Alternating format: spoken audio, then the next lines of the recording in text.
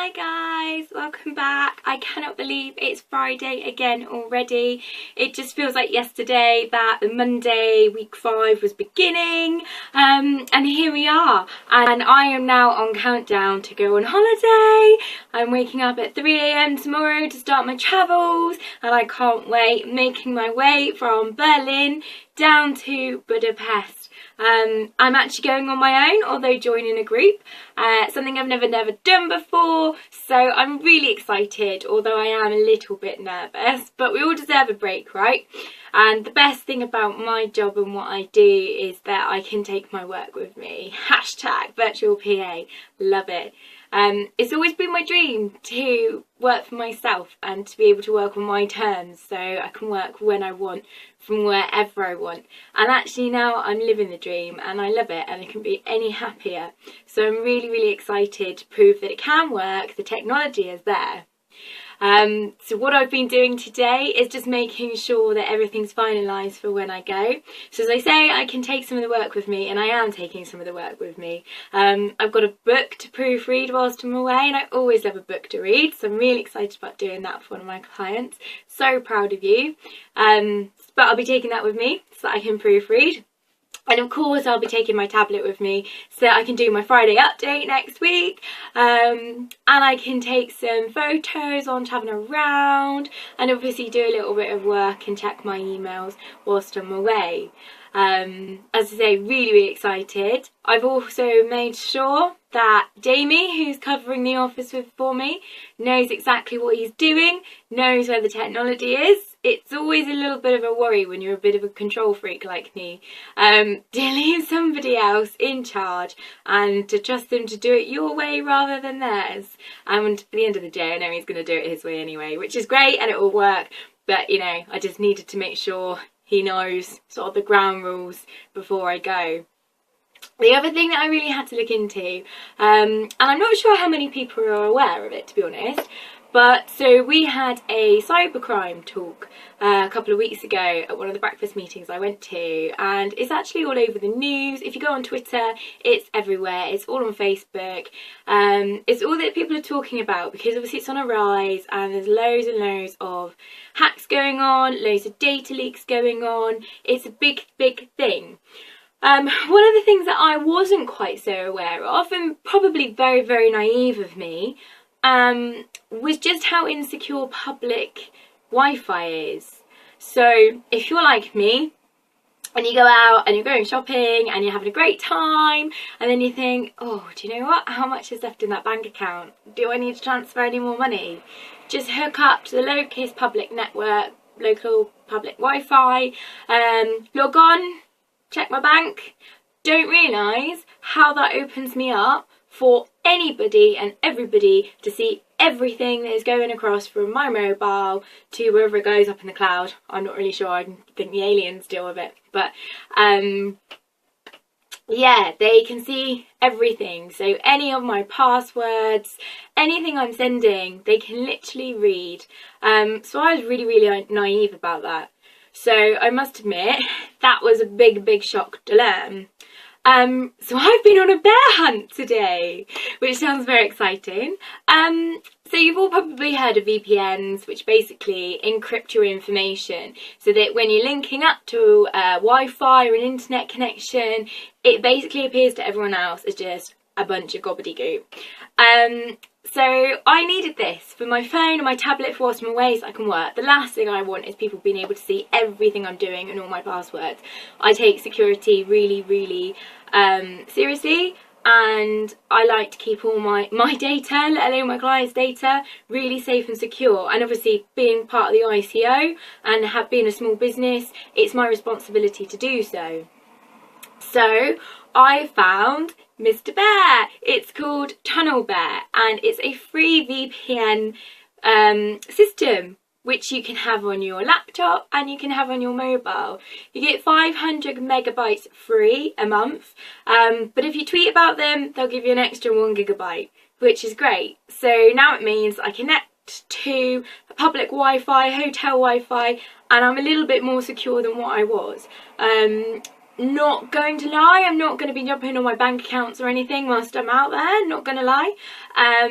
but I can certainly be a little bit more secure in the knowledge that I can check my emails without worrying what I'm actually putting out there for everybody to see. Apparently airports and hotel lobbies and restaurants are hotspots for hackers to sit and just watch people, and believe it or not, a lot of them are teenage kids as well. Just because they want to prove to themselves that they can do it, they're just doing it for fun. So be really, really careful. But as I say, go on a bear hunt, find tunnel bear, and you're covered. So really pleased about that one. What else has been happening this week? So, oh my gosh, it's been so busy. I've been working on the Wedding Fix magazine, which is due to be released in January. It's the winter edition. So all our brides who come to the bridal boutique and who come to all the wedding fairs will be handed this lovely wedding magazine. So I'm just contacting all our advertisers and making sure I've got all their details up to date, making sure that we've got their adverts sent across, and I think I've sent about 750 emails so far. So it's been a really busy week for that, but I love them. Also been updating all the deals. It's Black Friday today, so I've updated my website of course, but also been updating the client's website. She's just been absolutely inundated with all these Black Friday deals, so it's not too late, grab yourself some. Most of them are going on over the weekend, so it's actually Black Friday weekend, which is a bit confusing, but I hope you will pick up some amazing deals. I've done some of my Christmas shopping today and got some bargains, so pretty happy with that one as well. And I've been networking again, of course, my favourite thing to do right now, right? So Dorset Echo put on a free breakfast, quite a few people turned up, it was really, really nice. Another talk on GDPR, which is obviously your general data protection regulations. Many of us small businesses might be a little bit confused by the whole thing and sometimes don't realise how these rules and laws affect us as well and what our responsibilities are around it. And I hate to say, but for most of us they actually do affect us. We need to be complying. So my advice is do a little bit of research, go onto the ICO, who is the Information Commissioner's Office, and have a little bit of a read up about it, see what you need to do, see what your responsibilities are. I can't lie, it's been a little bit of a head mush for me this week. Some of it's not overly friendly for a normal person. There's a lot of language that's used that may be a little bit more complicated for some. And that's not putting any of us down, but it's just, you know, when you do like your terms of business and stuff, a lot of the time it's not worded in plain English, which for me would be much nicer. It would help me understand exactly what I need to do. But I have been doing my best to translate it and try to abide by what I need to do. So I can tell you what I know, just so that it might help you out a little bit more. The only thing to bear in mind is that these rules, they come into force on the 25th of May 2018, but they are not set in stone yet. Everything that is out there about this is guidelines. They're what they think might happen, what's been put forward, but as I say, they're not set in stone. And obviously, there's a lot of talk around whether or not that it's going to affect people in the UK because of Brexit. At the end of the day, my advice, and a lot of the advice that I am being told, is that even if these rules don't apply to us, some businesses trade with European companies which won't change, and so you will probably be governed by those rules still, so you need to get them in place. And chances are, even if we don't follow these and the GDPR, we'll come up with a very similar act ourselves. What with technology and things moving on and always growing and data protection and all these breaches happening. I mean, look at Uber, massive thing this week. Uber leaked all that data and they've only just owned up to it now. So it's a big thing. So even if this one doesn't apply, we're bound to revise our law, bound to revise and go on very similar guidelines anyway. So really good to have this in place. So the first and most easiest one that I can tell you guys to check is on your website, check that you've got what is called an SSL certificate.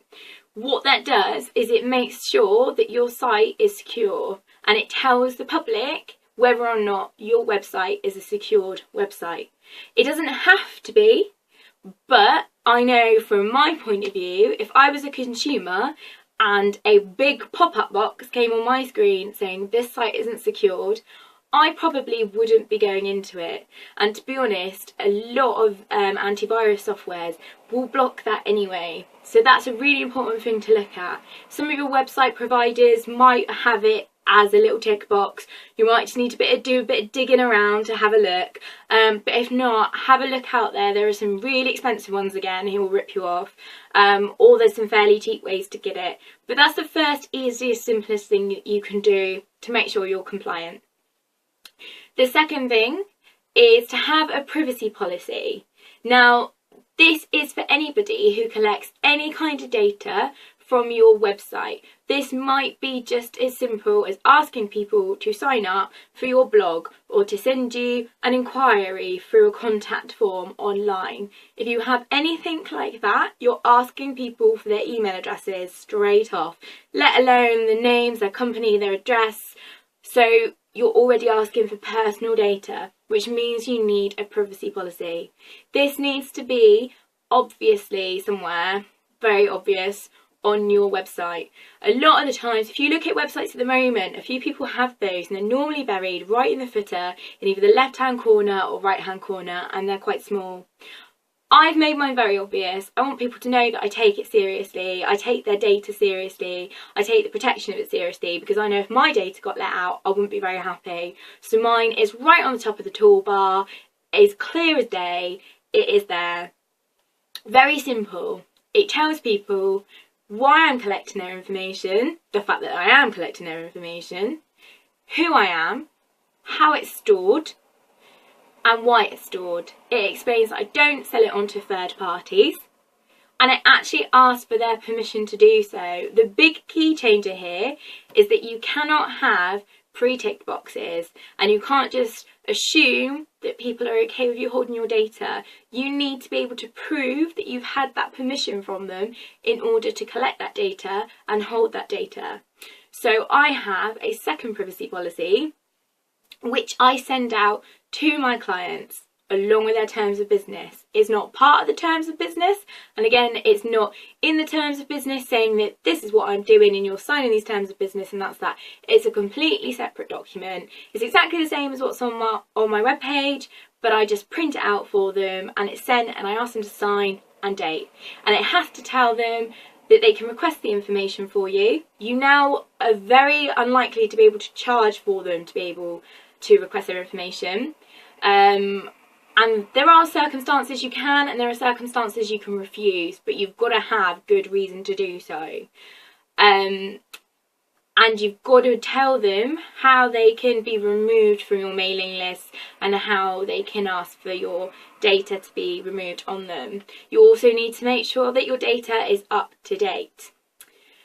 Any breaches of data information. Now, this could be as simple as sending an email to the wrong person. We've all got those emails where you type in an email address once or twice and then automatically this list comes up. When you type in C for Claire, you'll get a whole list of Claires come down. If you're in a hurry and you're not double checking, it's so easy to send something to the wrong person. And if you do that, that's a data breach. If it's got information in it on anyone else, it's a data breach.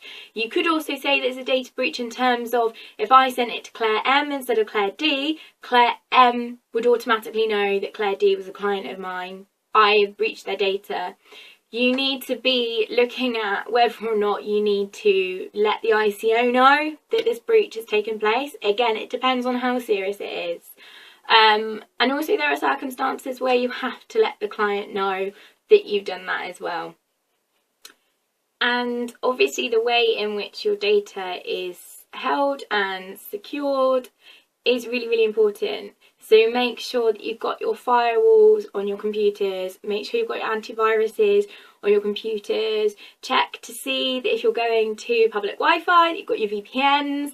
Check that your internet link at home is encrypted.